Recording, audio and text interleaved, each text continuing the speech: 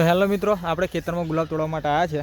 તો તમને આપણું ખેતર બતાવી દઉં અને ગુલાબ પણ કેવું છે તમને બતાવીએ.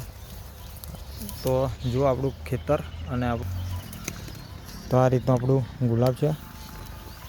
તમે જોઈ રહ્યા છો આ રીતના અહીંયા આવેલું છે. અને આપણે દરરોજ સવારે આપણી ગુડ મોર્નિંગ આપણે ખેતરની અંદર જ થાય છે. આ ગુલાબ છે ને અત્યારે આપણે ખેતરની અંદર ગુલાબ તોડવા માટે આવ્યા છે. પછી એને માર્કેટ લઈને જવાનું છે. આ આપણું ગુલાબ છે અને આ રીતે અહીંયા ગુલાબ બેઠેલા છે, તમને દેખાઈ રહ્યું છે. આ આપણે ખેતરની વાડી છે.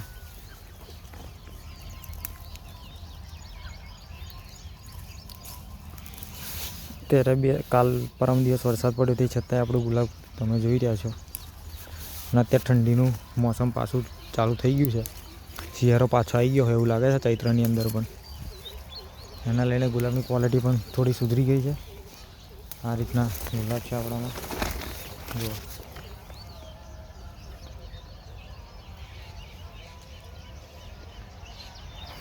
તો ચલો મળીએ આપણે એક નેક્સ્ટ બ્લોગની અંદર.